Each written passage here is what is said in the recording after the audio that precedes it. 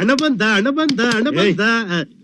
ಏನೋ ಅದು ಚಿಕ್ಕ ಹುಡುಗರ ತರ ಅಣೆಬೆಂದೆ ಎಲ್ಲರಿಗೂ ನಮಸ್ಕಾರ ಬ್ರದರ್ಸ್. ಇವತ್ತಿನ ಟೆಕ್ ನ್ಯೂಸ್ ಎಪಿಸೋಡ್ ಬಂದ್ಬಿಟ್ಟು 48. ಓಕೆನಾ, ಡೈಲಿ ಇದ್ದಂಗೆ ಏನಂತಂದ್ರೆ ಇವತ್ತು ಬಂದ್ಬಿಟ್ಟು ಒಳ್ಳೆ ಇಂಟ್ರೆಸ್ಟಿಂಗ್ ಟೆಕ್ ನ್ಯೂಸ್ ಇದಾವೆ. ಈ ಟೆಕ್ ನ್ಯೂಸ್ ಸ್ಟಾರ್ಟ್ ಮಾಡೋ ಮುಂಚೆ ನೀವು ನಮ್ಮ ಚಾನಲ್ಗೆ ಹೊಸದಾಗಿ ಬಂದಿದ್ರೆ ಕೆಳಗಡೆ ರೆಡ್ ಕಲರ್ ಸಬ್ಸ್ಕ್ರೈಬ್ ಮಾಡುತ್ತೆ ಕ್ಲಿಕ್ ಮಾಡಿ, ಸ್ವಲ್ಪ ಲೈಕ್ ಕೊಟ್ಟು ಮೋಟಿವೇಶನ್ ಫೀಲ್ ಆಗಿ ಇದ್ರ ಡೈಲಿ ಟೆಕ್ ಅಪ್ಡೇಟ್ಸ್ ಬಗ್ಗೆ ಟ್ರೈ ಮಾಡ್ತಾನೆ ಇರ್ತೀನಿ ನಿಮ್ಗಾಗಿ.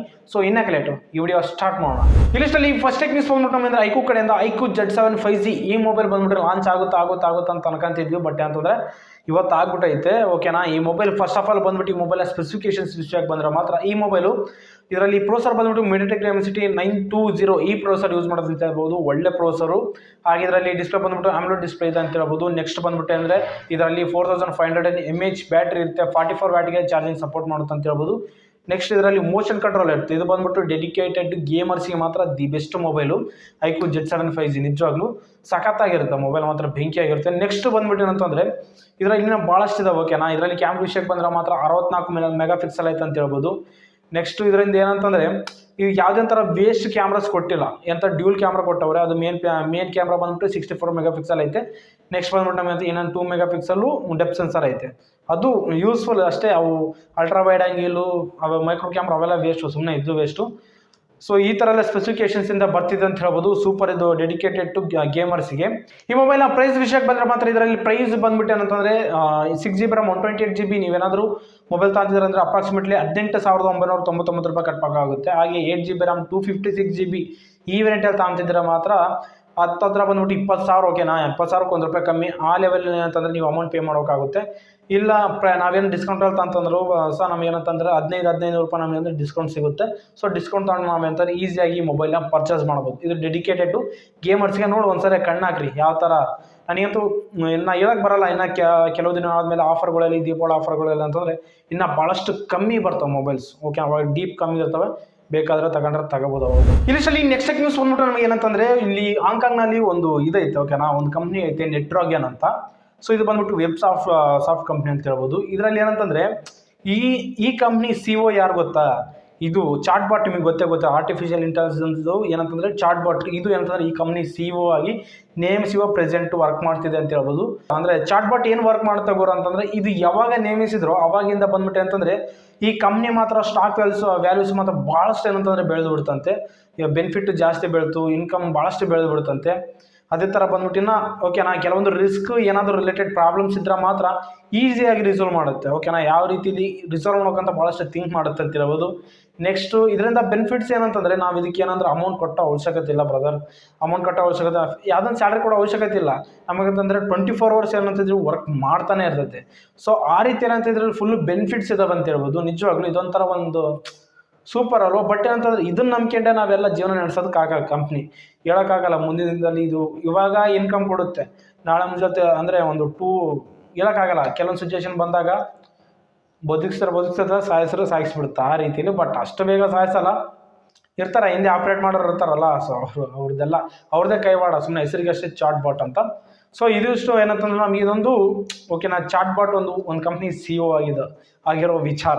ಇದಿಷ್ಟಲ್ಲಿ ನೆಕ್ಸ್ಟ್ ನ್ಯೂಸ್ ಬಂದ್ಬಿಟ್ಟು ನಮಗೆ ಅಂತ ವಾಟ್ಸಪ್ ಕಡೆಯಿಂದ ಇದೊಂದು ಹೊಸ ಫೀಚರ್ ಬಂದಿದೆ ಅಂತ ಹೇಳ್ಬೋದು. ಇವ್ರು ಏನಂತಾರೆ iOS ಯೂಸರ್ಸ್, ನೀವು ಯಾವುದೇ ಆ್ಯಪಲ್ ಮೊಬೈಲ್ಸ್ ಯೂಸ್ ಮಾಡ್ತಿರ್ತಾರೆ, ನೀವೇನಂತಾರೆ ಈಸಿಯಾಗಿ ಇವಾಗ ವಾಟ್ಸಪ್ ಸ್ಟೇಟಸ್ನಲ್ಲಿ ಏನಂತಾರೆ ವಾಯ್ಸ್ ಮುಖಾಂತರ ನೀವು ಕಳಿಸ್ಬೋದು. ಓಕೆನಾ, ವಾಯ್ಸ್ ಹಾಕೋಬೋದು ಸ್ಟೇಟಸ್ಗೆ ಇವಾಗಿಂದ. ಸೊ ಚೆಕ್ ಮಾಡ್ಕೊಳ್ಳಿ, ನಿಮಗೆ ಬಂದಿರುತ್ತೆ ಅಪ್ಡೇಟ್ ಮಾಡ್ಕೊಂಡು ಯೂಸ್ ಮಾಡ್ಕೋಬೋದು. ಇಲ್ಲಿಷ್ಟಲ್ಲಿ ನೆಕ್ಸ್ಟ್ ನ್ಯೂಸ್ ಬಂದ್ಬಿಟ್ಟು ನಮಗೆ ChatGPT ಕಡೆಯಿಂದ ChatGPT 4 ಇದ್ರ ಬಗ್ಗೆ ಮಾತಾಡಿದ್ವಿ ಆಲ್ರೆಡಿ.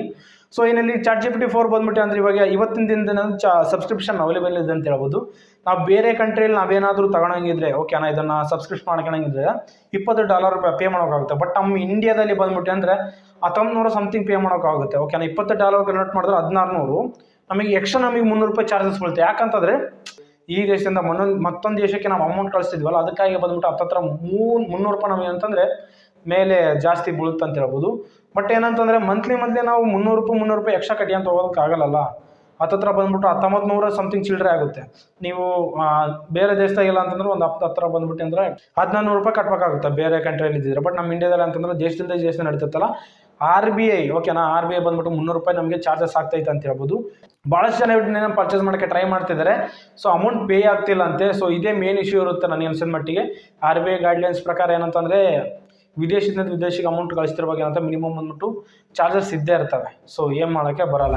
ಇದರಲ್ಲಿ ನೆಕ್ಸ್ಟ್ ನ್ಯೂಸ್ ಬಂದ್ಬಿಟ್ಟು ನಮ್ಗೆ ಏನಂತಂದರೆ ಏರ್ಟೆಲ್ ಕಡೆಯಿಂದ ಏರ್ಟೆಲ್ 5G ಈ ನೆಟ್ವರ್ಕ್ ಇವಾಗ ಏನಂತಂದ್ರೆ 5G ನೆಟ್ವರ್ಕ್ ಸ್ಪೀಡ್ ಇವಾಗ ಫ್ರೀಯಾಗಿ ಯೂಸ್ ಮಾಡ್ಬೋದು ಪ್ರತಿಯೊಬ್ಬರು. ನಿಜವಾಗ್ಲೂ ಅಂತಂದರೆ ಯಾರು 5G ಮೊಬೈಲ್ ಇದಾವೋ ಸೊ ನಿಮ್ಮ ಏರಿಯಾದಲ್ಲಿ ಯಾರು 5G ನೆಟ್ವರ್ಕ್ ಐತೆ ಅವರೆಲ್ಲ ಈಸಿಯಾಗಿ ಫ್ರೀಯಾಗಿ ಯೂಸ್ ಮಾಡ್ಬೋದು.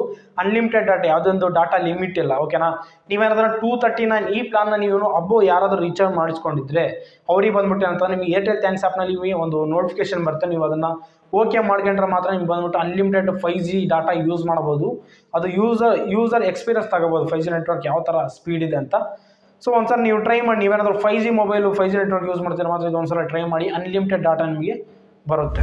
ಇದರಲ್ಲಿ ನೆಕ್ಸ್ಟ್ ನ್ಯೂಸ್ ಬಂದ್ಬಿಟ್ಟು ಏನಂತಂದರೆ ಸ್ನ್ಯಾಪ್ಡ್ರ್ಯಾಗನ್ 7th Generation 2 ಈ ಪ್ರೊಸೆಸರ್ ಇವತ್ತು ಲಾಂಚ್ ಆಗಿದೆ ಅಂತ ಹೇಳ್ಬೋದು.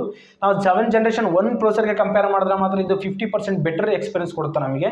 30% ಎಫಿಷಿಯೆಂಟ್ ಆಗಿ ವರ್ಕ್ ಮಾಡುತ್ತೆ. ಇದರಲ್ಲಿ ಅಂತಂದರೆ ಜಾಸ್ತಿ ಹೀಟಿಂಗ್ ಇಶ್ಯೂಸನ್ನು ನಾವು ಫೇಸ್ ಮಾಡಲ್ಲ ಅಂತ ಹೇಳ್ಬೋದು. ಈ ಪ್ರೊಸೆಸರ್ ಬಂದ್ಬಿಟ್ಟು ನಮ್ಗೆ ಏನಂತಂದರೆ LPDDR5X ರ್ಯಾಮ್ಗೆ ಸಪೋರ್ಟ್ ಮಾಡುತ್ತೆ, UFS 3.1ಗೂ ಸಪೋರ್ಟ್ ಮಾಡುತ್ತೆ, ನೆಕ್ಸ್ಟ್ ಬಂದ್ಬಿಟ್ಟು 200 ಮೆಗಾಪಿಕ್ಸೆಲ್ಗೂ ಸಪೋರ್ಟ್ ಮಾಡುತ್ತೆ, 4K ಡಿಸ್ಪ್ಲೇಗೆ ಸಪೋರ್ಟ್ ಮಾಡುತ್ತೆ ಅಂತ ಹೇಳ್ಬೋದು. ನೆಕ್ಸ್ಟು ವಿಡಿಯೋ ರೆಕಾರ್ಡಿಂಗ್ ಬಂದರೆ ಮಾತ್ರ 4K 60 FPS ನಾವಂತ ವಿಡಿಯೋ ರೆಕಾರ್ಡ್ ಮಾಡ್ಕೋಬೋದು. Wi-Fi 6ಗೆ ಸಪೋರ್ಟ್ ಮಾಡುತ್ತೆ. ಈ ಥರ ನಮಗೆ ಅಂತ ಒಳ್ಳೊಳ್ಳೆ ಸ್ಪೆಸಿಫಿಕೇಷನ್ಸಿಂದ ಬರ್ತಿದೆ ಅಂತ ಹೇಳ್ಬೋದು ಈ ಪ್ರೊಸೆಸರು. ನೋಡೋಣ ಯಾವ್ಯಾವ ಮೊಬೈಲ್ಸಲ್ಲಿ ಈ ಪ್ರೊಸೆಸರ್ ಬಂದರೆ ಬರ್ಬೋದು ಮುಂದಿನ ದಿನದಲ್ಲಿ. ಏನಂತ ಪ್ರೆಸೆಂಟ್ ಕೆಲವೊಂದು ಲೀಕ್ಸ್ ಪ್ರಕಾರ ಏನಂತಂದರೆ ಅವಾಗಲೇ ಅಫಿಷಿಯಲ್ ಆಗಿ ಅನೌನ್ಸ್ ಮಾಡಿಬಿಟ್ಟು ಚೈನಾದಲ್ಲಿ. ಆ್ಯಕ್ಚುಲಿ ಇದು 7th Generation 2 ಪ್ರೊಸೆಸರಿಂದ ನಮ್ಗೆ ಏನಂತಂದರೆ ರೆಡ್ಮಿ ನೋಟ್ 12 ಟರ್ಬೋ ಈ ಮೊಬೈಲ್ ಬರ್ತೈತೆ. ಹಾಗೆ ರಿಯಲ್ಮಿ ಕಡೆಯಿಂದ ರಿಯಲ್ಮಿ GT Neo 5 SC ಈ ಮೊಬೈಲಿಂದ ಸಹ ನಮ್ಗೆ ಏನಂತಂದರೆ ಈ ಪ್ರೊಸೆಸರ್ ಬರ್ತಿದೆ ಅಂತ ಹೇಳ್ಬೋದು. ಇದರಲ್ಲಿ ನೆಕ್ಸ್ಟ್ ನ್ಯೂಸ್ ಬಂದ್ಬಿಟ್ಟು ನಮಗೆ ಅಂತ ಒಂದು ಸ್ಕ್ಯಾಮ್ ರಿಲೇಟೆಡ್ ರೀಸೆಂಟಾಗಿ ಒಂದು ಇನ್ಸಿಡೆಂಟ್ ನಡೆದೈತೆ ಅಂತ ಹೇಳ್ಬೋದು. ಒಬ್ಬಗೆ 47 ವರ್ಷದ ಮಹಿಳೆ ಆಯಮ್ಮ ಅಂತ ಅವ್ರ ಮನೆಯಲ್ಲಿ DTH ರೀಚಾರ್ಜ್ ಖಾಲಿ ಆಗಿಬಿಟ್ಟೈತೆ.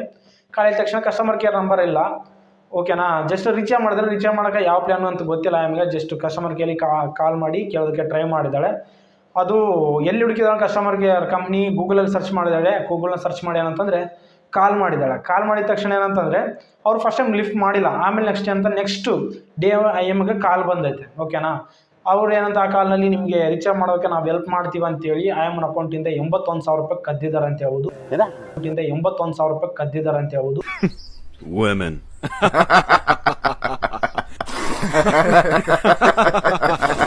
ಯಾವ ಇವೆಲ್ಲ ಬಂದಿದ ತಕ್ಷಣ ಗೊತ್ತಾಗುತ್ತೆ ರೀಚಾರ್ಜ್ ಆಗಿಲ್ಲ ಅಂತ ಗೊತ್ತಾಗೈತೆ. ಆಮೇಲೆ ಡೆಬಿಟೆಡ್ ಸಹ ನೋಟಿಫಿಕೇಶನ್ ಬಂದೈತೆ ಬ್ಯಾಂಕ್ ಕಡೆಯಿಂದ.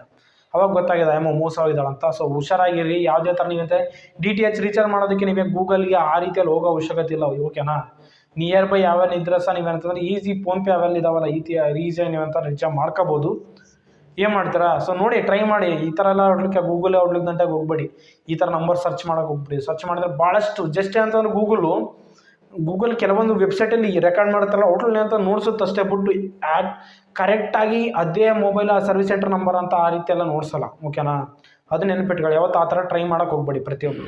ಇಲ್ಲಿಷ್ಟಲ್ಲಿ ನೆಕ್ಸ್ಟ್ ನ್ಯೂಸ್ ಬಂದ್ಬಿಟ್ಟು ನಮಗೆ ಆ್ಯಪಲ್ ಕಡೆಯಿಂದ. ಆ್ಯಪಲ್ ಏನಿಲ್ಲ ಇವಾಗ ಸೇಮ್ ChatGPT ಥರ ಯಾವ ಥರ ಇದನ್ನೋ ಅದರಲ್ಲಿ ಆ್ಯಪಲ್ ಡಿವೈಸಲ್ಲಿ ಸಿರಿಯನ್ ಸಹ ಅದೇ ಥರ ರೀತಿಯಲ್ಲಿ ಅಂತಂದರೆ ChatGPT ಥರನೇ ಕನ್ವರ್ಟ್ ಮಾಡೋಕ್ಕಂತ ನೋಡ್ತಿದ್ದಾರೆ. ಆ ಥರ 8 ಬೋಟ್ನ ರಚಿಸ್ಬೇಕಂತ ನೋಡ್ತಿದ್ದಾರೆ ಸಿರಿ ಯೂಸ್ ಮಾಡ್ಕೊಂಡು.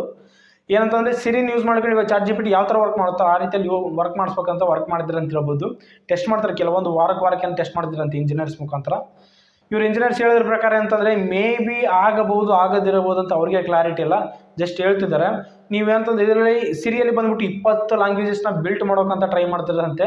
ಒಂದು ಲ್ಯಾಂಗ್ವೇಜ್ ಬಂದ್ಬಿಟ್ಟು ನಮ್ಗೆ ಏನಂತಂದರೆ 6 ವಾರ ತಾಂತಂತೆ. ಓಕೆನಾ, ಬಿಲ್ಡ್ ಮಾಡೋದಕ್ಕೆ ಆ ರೀತಿ ಅಲ್ಲ. ಸೊ ನೋಡಿ ಇನ್ನೊಂದು ಹತ್ತತ್ರ ಅವ್ರು ಹೇಳೋ ಪ್ರಕಾರ 1 ವರ್ಷ ಆಗುತ್ತೆ ಅಂತ ಹೇಳ್ತಿದ್ದಾರೆ. ಹೇಳೋಕ್ಕಾಗಲ್ಲ ಅಷ್ಟೊತ್ತಿಗೆ ಬಂದ್ಬಿಟ್ಟು ಏನೇನು ಕೆಲಸಕ್ಕೂ ಮಾಡ್ತಾವೋ ಏನೇನಿಲ್ಲ ಗೊತ್ತಿಲ್ಲ. ಓಕೆನಾ, ಇಂಜಿನಿಯರ್ಸ್ ಹೇಳೋದ್ರ ಪ್ರಕಾರ ಇಷ್ಟೇ, ಇನ್ನೂ ಭಾಳಷ್ಟು ಲೇಟ್ ಅಂತ ಹೇಳ್ತಿದ್ದಾರೆ ಅಷ್ಟೇ ಬಿಟ್ಟು ಇನ್ನೇನಿಲ್ಲ. ಸೊ ನೋಡಿದ್ರೆ ಫ್ರೆಂಡ್ಸ್, ಇವು ಬಂದ್ಬಿಟ್ಟು ಇವತ್ತಿನ ಬಂದ್ಬಿಟ್ಟು ಒಳ್ಳೆ ಇಂಟ್ರೆಸ್ಟಿಂಗ್ ಟೆಕ್ನಿಕ್ಸ್ ಅಂತ ನನಗೆ ಅನಿಸಿದ್ದು. ಟೆಕ್ನಿಕ್ಸಲ್ಲಿ ನಿಮ್ಗೆ ಯಾವ್ದು ಇಷ್ಟ ಅಂತ ಕೆಳಗೆ ಕಾಮೆಂಟ್ನ ತಿಳಿಸಿ. ಓಕೆನಾ, ಇವರು ಸರ್ ಲೈಕ್ ಮಾಡಿ, ಶೇರ್ ಮಾಡಿ. ಇದ್ರ ಡೈಲಿ ಟೆಕ್ ಅಪ್ಡೇಟ್ಸ್ ಟೆಕ್ ಮಾಡಿ. So please Saraka, whatever. Please, I want to reach 1 million. So, see you ಮುಂದಿನ ವಿಡಿಯೋದಲ್ಲಿ. ಬಾಯ್ ನಾವು.